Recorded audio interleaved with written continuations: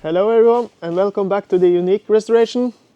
2026 is finally here and it's time to restart the Unic project after having some holiday in the Christmas.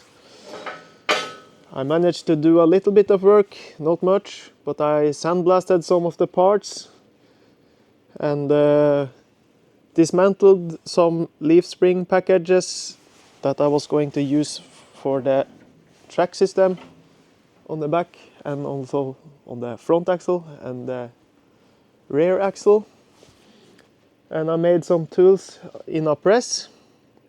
So I did a little bit of work, but now it's time to really start working again. Finishing up the chassis, welding the last parts and small bits and pieces that are missing, so I can put some primer on and lift this vehicle off the table again. That will be interesting. Maybe I need to turn it around to finish the floor plates, belly protection plate under the main section here, because there is a lot of bolt holes modifications that need to be done. So maybe I need to take away the steering column and the firewall again. I'll do some thinking about it and see what is the easiest. And then we just have to carry on and proceed. Militrack is not waiting for anyone, so if I'm to be finished with this vehicle so I can attend the Militracks, I need to speed up a little bit, because it's not so many months left and there is a lot of work that needs to be done. I need to make the cargo bed, finish the welding. Also, my engine restorer has not started with the engine. There are still some parts missing, but I have to try and start working.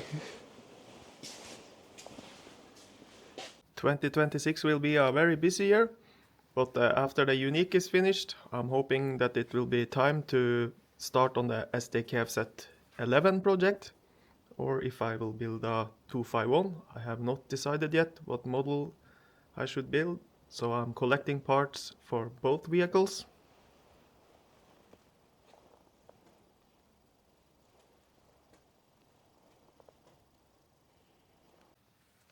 Many sections of the Sd.kfz 11 chassis is missing and need to be rebuilt. The grill itself I bought in Russia. It was found in the Stalingrad area.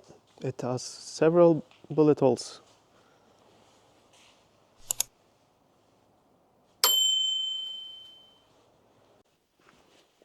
This is the differential from the Sd.kfz 11 or 251.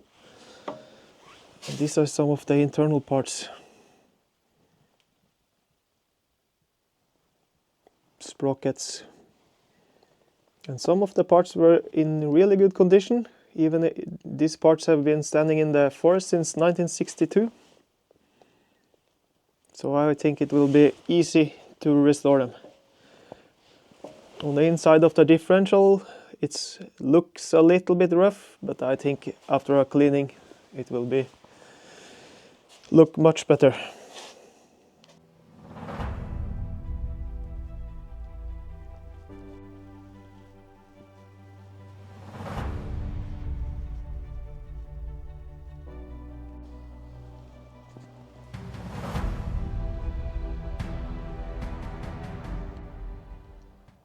The 3-tonner Sd.kfz 11 or 251 consists of 3 separate chassis sections. The one in the middle there was found in Norway, the rear end come from Germany, and the front here come from Poland. And the missing pieces in between here will be made from new steel, welded together again according to original dimensions of this chassis. and it's going to be a huge job. It's maybe one of the biggest tasks I ever have been working on, except for a Hotchkiss tank that I had before. Whatever model I choose to make, I'm sure this will be an interesting and fun project to work on. The reason why I want to build a 251 is simply because it's easier to find the armor plating than the soft skin body parts that are used on the Sd.kfz 11, because they are really thin. So when I find something, it's always like totally rusted, holes, and in really bad shape. But the heavy armor plating usually survives very well and are easier to restore. The main goal for this year will still be to get the Unic up and running, so the world will have yet another Unic TU1 that is running and people can see on various shows around the world.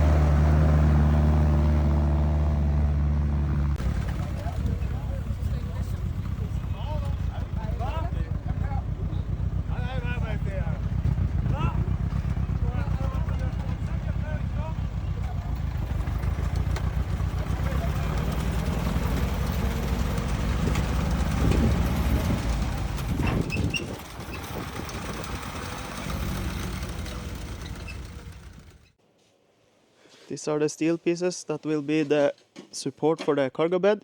It's about 1 centimeter thick. And here is the press I got in the Christmas time. It's a 5-ton press. It was missing some holder system, so I just welded some plate holder so I can hold these pieces here. And I needed to make a knife so the plates can be pressed, and the angle that I'm looking for will be like this. I did 2 test runs and it turned out really nice, so it's great to have it. Also, I will make a holder for the track links so that I can use this press to take out the track links in the track. We'll see if it's possible, but I hope so. Let's do a test piece here so you can see how it will form.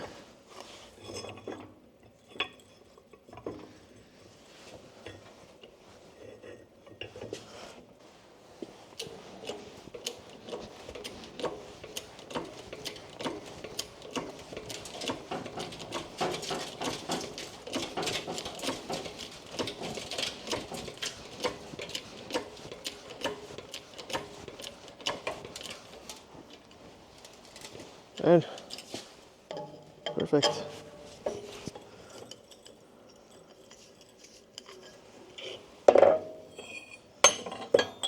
And there you have it, a perfect angle.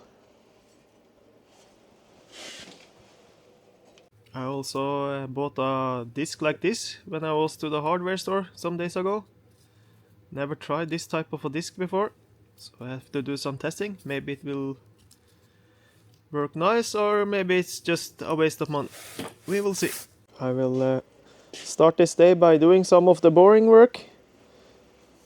All the metal plates that I buy that are new are covered with some layer of protection bluing or something, and I need to remove it, especially in the internal places like this, because when I add more steel here it will be harder for me to get access. So when I made these plates here, I remembered to remove it before I welded the plate, so I will not have that problem, but still it will be hard to cover all the corners and spots. But I have to try and do my best. Kind of boring work, but somebody needs to do it. Also this support brackets that are going under the cargo bed is covered with some thick layer of some bluing. I regret I didn't sandblast these pieces when I was sandblasting all the other parts. So now I need to use flap disc or something like that. Takes a lot longer time, and time is scarce.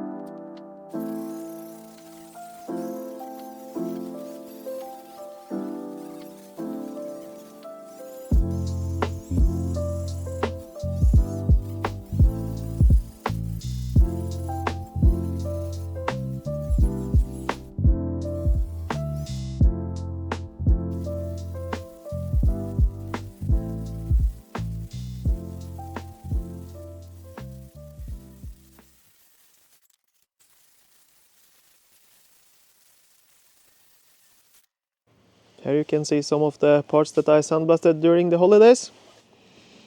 Leaf spring packages. Turned out to be real nice, usable. Two of the leaf spring blades was probably from another truck. There have been some modification here one time in history. But I just cut off the pieces I didn't need. So it will be according to the original length. Then it should be about 3-4 centimeters outside of this bracket, and the rest of the packages will come under this blade here, so it's going to be perfect.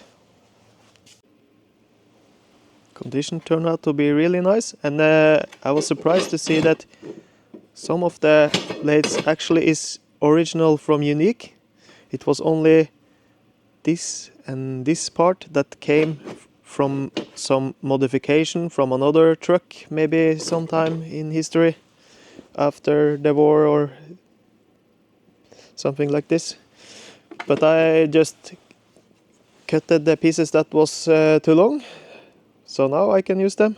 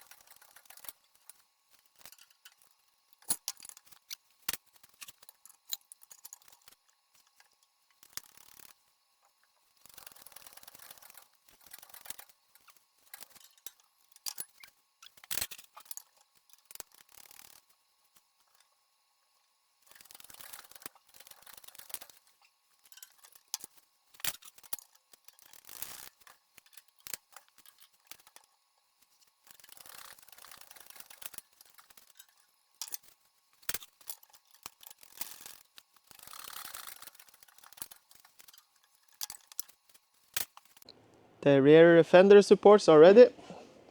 I can start measuring out where they should be.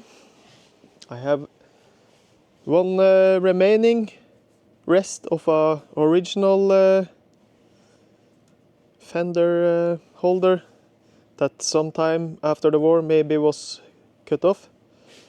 It's kinda poorly welded,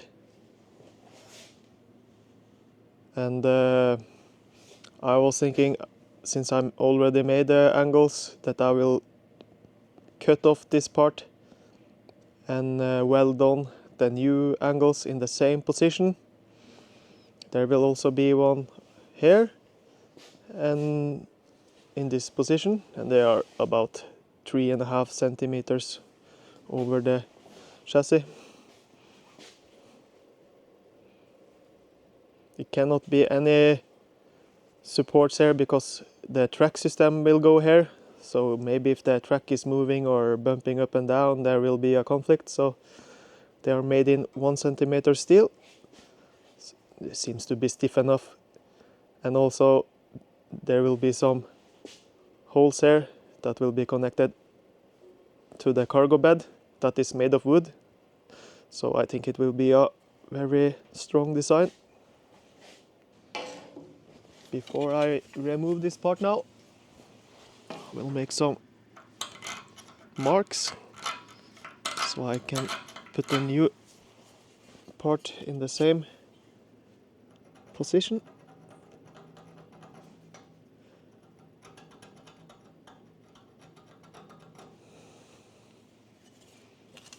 Some marks here also, in case I grind them off, all the welds.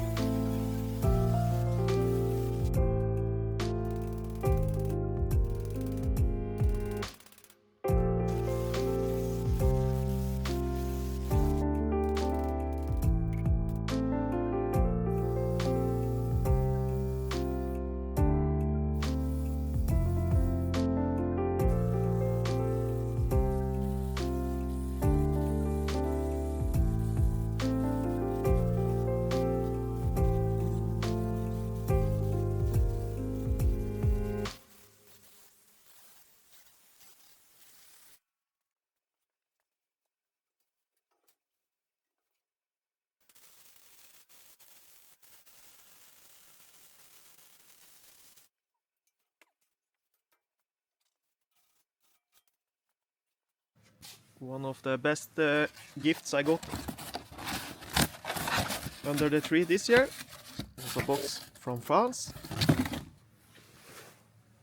It contained a original carburetor, Solex, that I will use on the Unic.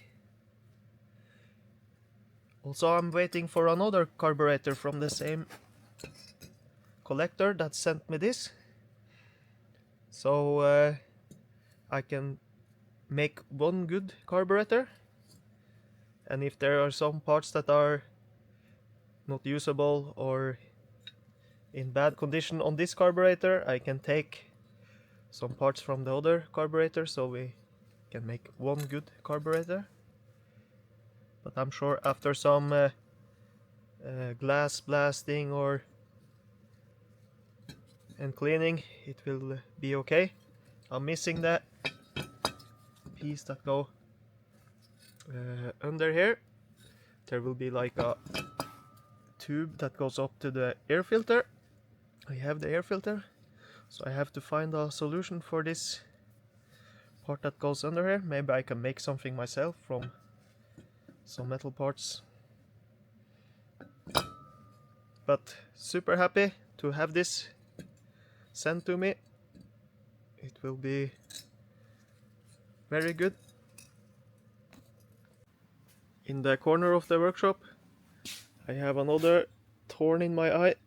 It's the Opel 2.5 liter that came from my Opel Super 6.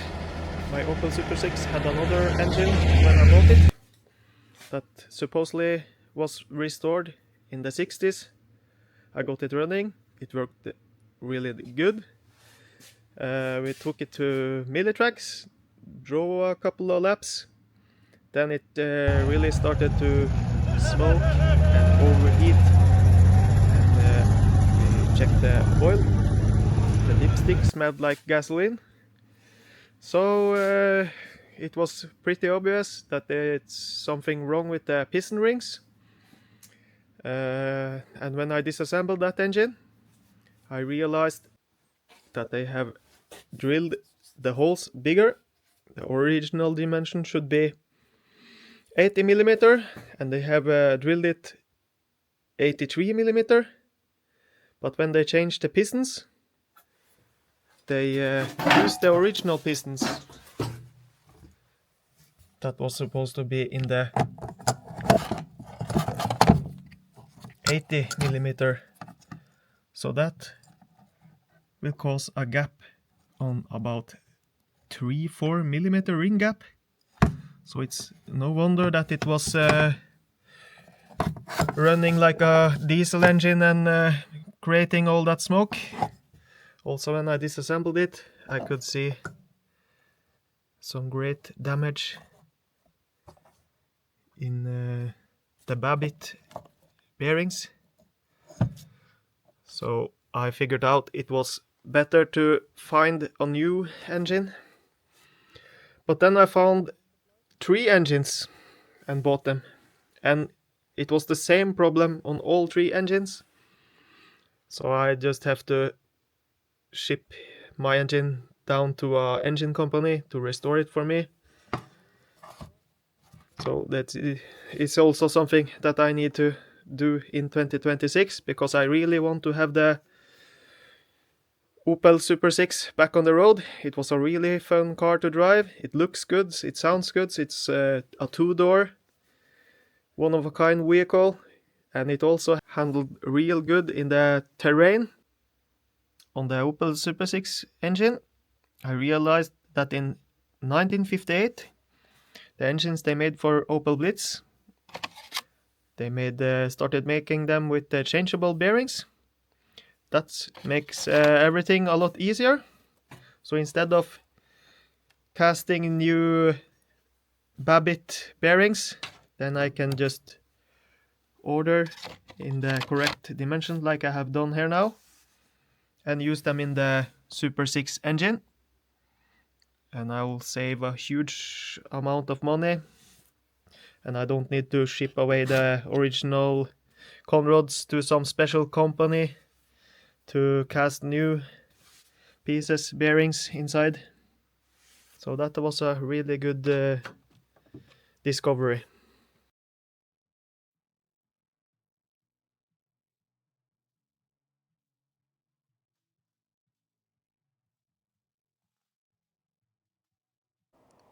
In the corner over here we have a Opel Blitz Allrad, 4-wheel drive Blitz. It's a really rare vehicle. 1942. It had a US made cabin when I bought it, but it will be rebuilt as original. Here you can see the Opel Blitz engine, the 3.6 liter. It looks really rough on the outside, but it's actually quite good on the inside, and it was running when it was parked.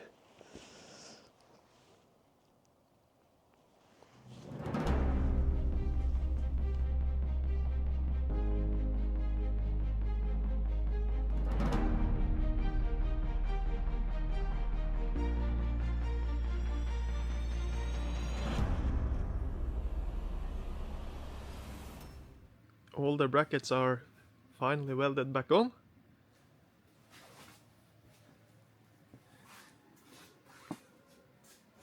It's so good to see how big this vehicle is going to be. It's going to be a lot wider now. At least look a lot wider when the fenders will be placed on top here.